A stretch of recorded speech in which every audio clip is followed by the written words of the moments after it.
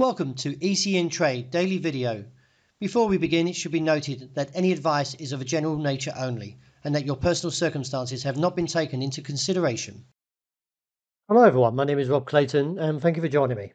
The Australian dollar ended lower on Thursday as the US dollar index, which measures the greenback strength against a basket of 6 major currencies, climbs to a fresh 6-week high at 102.10 before settling at 101.94 in New York. Investors are now focused on the Friday September non-farm payrolls report due out today, which could strongly influence the Fed's November 6th-7th meeting expectation.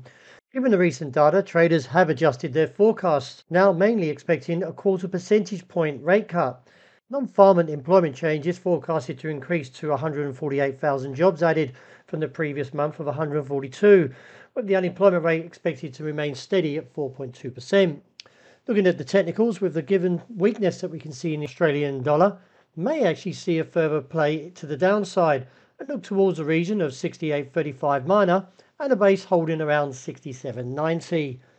As always, I do suggest that traders should continue to watch signals and adjust risk strategies due to high volatility that's right across the board.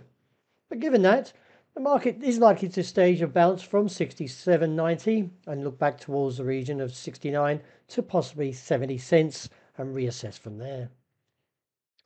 The weaker play in euro, as the dollar index, as I mentioned, reached a 6-week high, is now challenging and weighing on this key level that is seen at 110.20.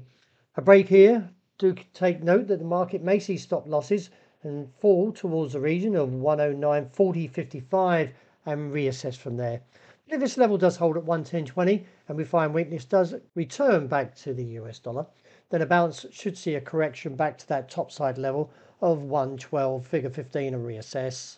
Turning to the Japanese yen, the weakness has continued on Thursday as the US dollar extends its move and therefore has now set up the challenge at 147.15. Reassess from there, as I feel an ambush from the bears may be witnessed and therefore could see the market tumble all the way back towards the region of 145 or maybe even lower, where we saw earlier in September at 140. Turning to the British pound, it plummeted to a fresh 2-week low as the dollar rallies after comments from the Bank of England Governor Andrew Bailey hinted at aggressive rate cuts. His dovish comments suggested that the Bank of England might reduce rates further if inflation shows improvement. The latest Bank of England discussion maker panel survey indicated that 1 year ahead expected CPI inflation amongst the UK firms dropping to around 2.6% in the quarter ending in September. Downward pressure has continued this week, and as we can see, since the gravestone doji and the market plummeting and taking out the 132 region, now looks towards the region of 130.60.70. I do anticipate the market to bounce from here and therefore look back towards 132 and maybe onto 133 and reassess. Turning to commodities, spot gold has fallen into a slight consolidated pattern, and a couple of hanging men here does give a little bit of concern to the bearish case as the RSI and the MACD is dropping. So therefore we could see a move away from 2066 to 69 and look down towards the region of 2648 or lower to 2636 to 42 before demand is likely to return. Overall though, keep an eye on this trend line. It does come in lower around 2600, but overall if the market does respect any pullback and bargain hunters to return, eventually should see a rise up towards the target as I recently called at 2700. But given all that, traders should closely monitor signals and adjust risk managed strategies amid ongoing volatility due to recent demand. Wrapping up with oil, the market brushes the level of 72.60.80 and now exposes the region onto $77 a barrel.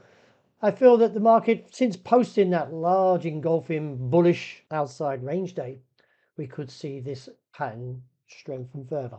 With any pullback, now finds support roughly around the region of 71.70 or maybe lower down towards the region of 69.25 and reassess from there.